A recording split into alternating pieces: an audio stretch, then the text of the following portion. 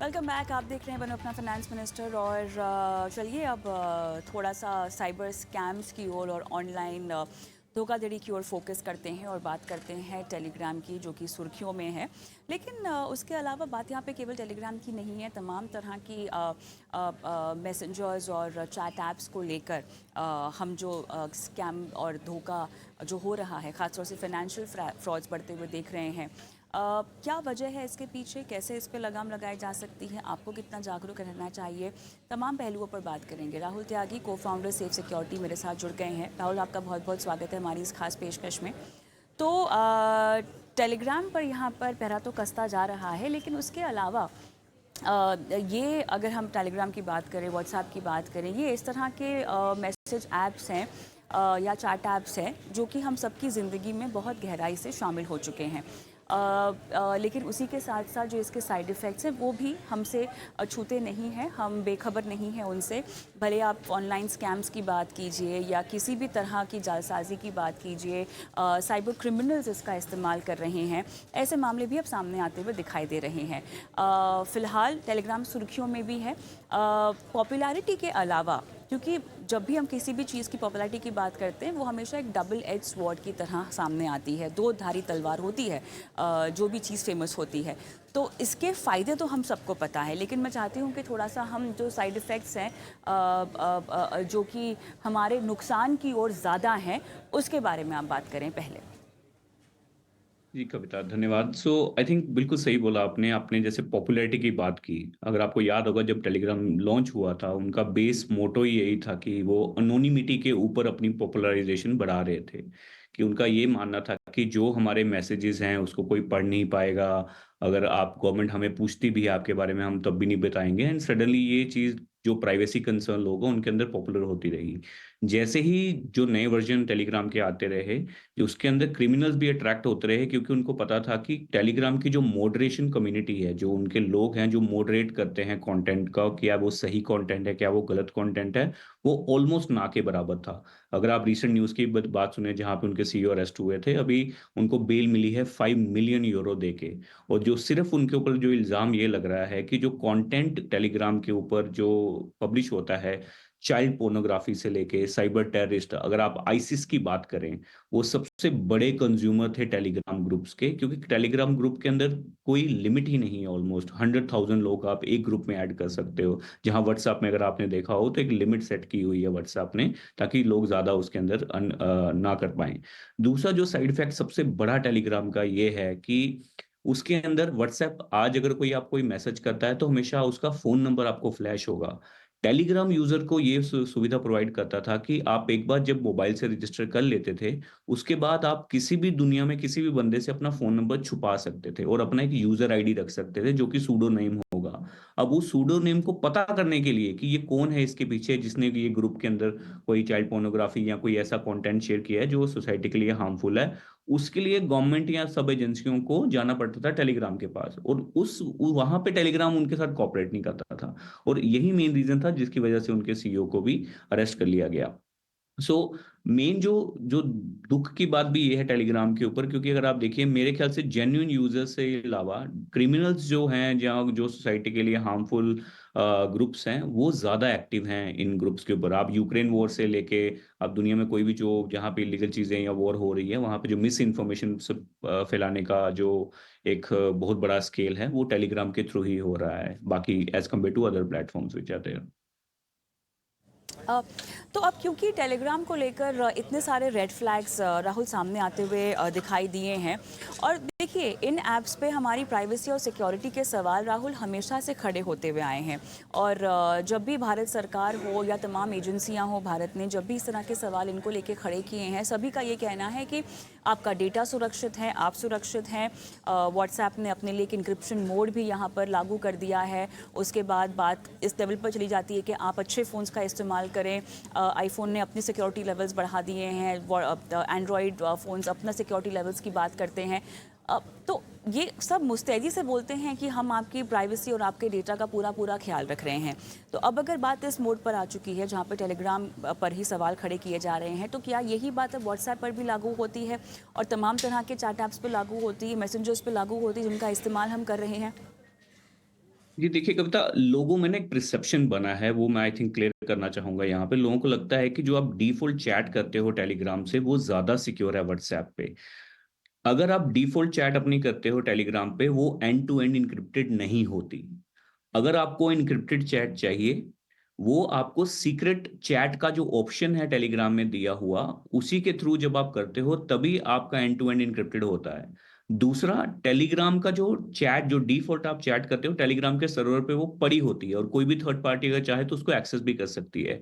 अगर वही हम व्हाट्सऐप की बात करें, व्हाट्सऐप ऐसा नहीं करता। व्हाट्सऐप बाय डिफ़ॉल्ट आपको एक एंड टू एंड एन्क्रिप्शन देता है, जो अगर मैं आपको मैसेज कर रहा हूँ कविता को जब तक कविता को वो मैसेज नहीं रिसीव होता, over the air telecom companies कोई भी उसको इंटरसेप्ट नहीं कर पाएगा। तो पहला जो टेलीग्राम का जो एनोनिमिटी और इसको लेके था कि वो सिक्योर है, वो भ्रम हम दूर कर देते हैं। दूसरा, हर एक कंपनी, जितनी भी ये कंपनीज़ हैं, इनका तो यहाँ पे एक चीज़ बोलते हैं, जिसे बोलते हैं एक्टिविटी एंड आइडेंटिटी। अगर कोई बंदा एक्टिविटी करता है किसी ग्रुप के अंदर, तो उसको आइडेंटिफ़ाई करने के लिए आपका क्या मैकेनिज़्म है?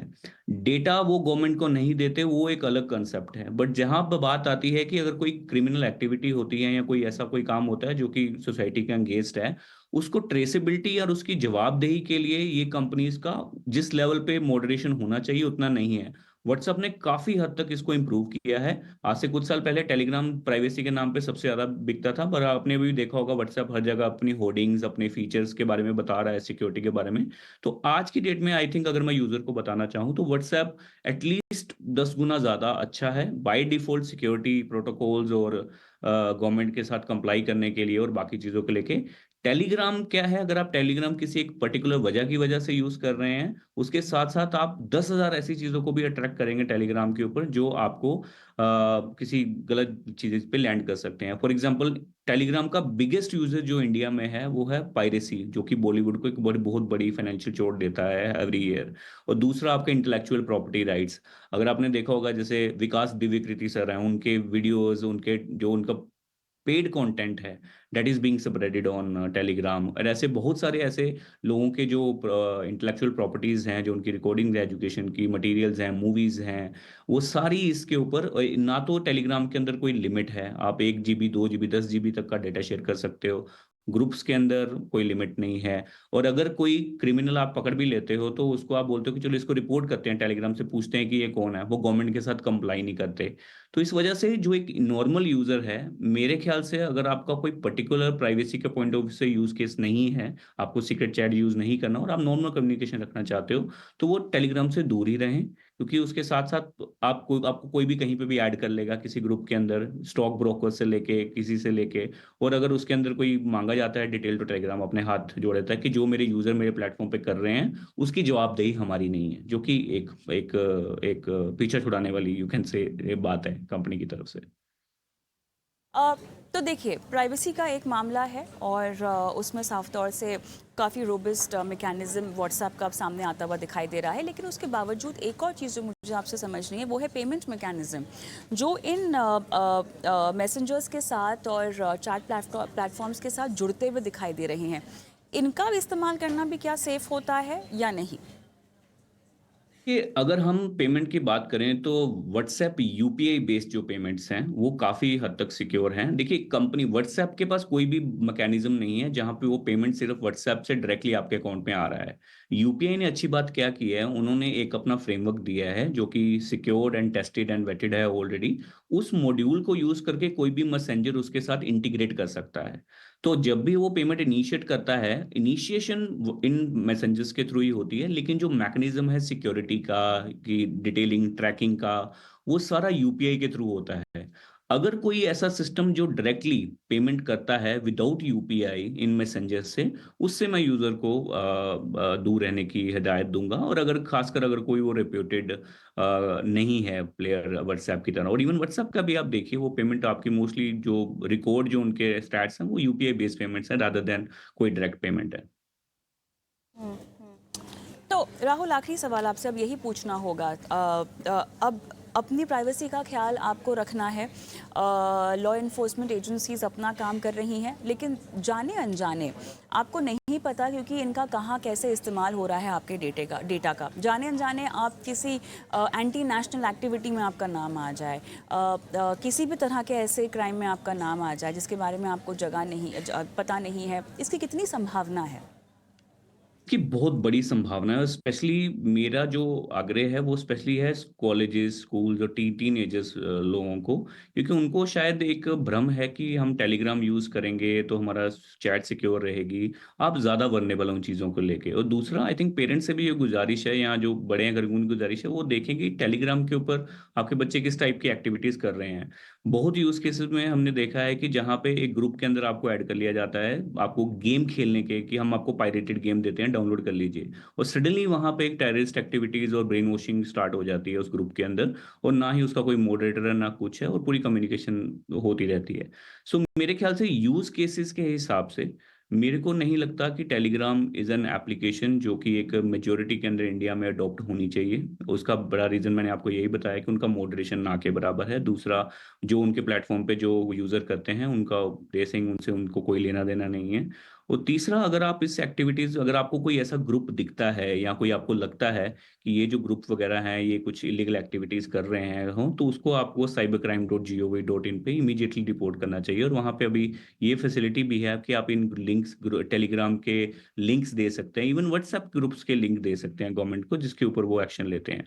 और लास्ट चीज़ जो मैं आपको बताना चाहूँगा, अगर टेलीग्राम के ऊपर कोई यूज़र कोई गलत एक्टिविटी करता है, आप उसको जितनी मर्ज़ी बार आप रिपोर्ट अब्यूज़ करिए, उसके ऊपर कोई एक्शन नहीं लिया जाता। वहाँ व्हाट्सएप ने एक एआई बेस्ड मैकेनिज़्म लगाया हुआ है कि एक सर्टेन लिमिट के बाद, सपोज़ वो 10 हो सकते हैं, 20 या 50 लोग अगर किसी इंडिविजुअल को रिपोर्ट कर रहे हैं, वो ये बिना चेक किए कि वो कंटेंट क्या भेज रहे हैं, क्या नहीं भेज रहे, sometimes they delete that account या ब्लॉक कर देते हैं। फिर आपको साबित करना पड़ता है कि मैंने ऐसा कोई काम नहीं किया, जिसकी वजह से मेरा अकाउंट ब्लॉक नहीं होना चाहिए। तो ये जो मैकेनिज़्म है व्हाट्सऐप के थ्रू जो दिया गया है, वो आई थिंक काफ़ी हद तक सुरक्षित है। तो मेरा ख़्याल से तो आई थिंक टेलीग्राम ज़्यादा नॉर्मल यूज़र के हिसाब से कम है, but from crime and other point बुरी एक्टिविटीज़ के लिए ज़्यादा पॉपुलर है। राहुल, और भी सारी बातें हो सकती थी इस मुद्दे पर, लेकिन मेरे पास समय समाप्त हो चुका है। धन्यवाद आपका, हमेशा शिरकत करते हैं और दर्शकों का मार्गदर्शन करते हैं और कैसे सिक्योर रह सकते हैं अपनी ऑनलाइन ज़िंदगी में, इसको लेकर तमाम बारीकियां समझाते हैं। बहुत बहुत धन्यवाद आपका।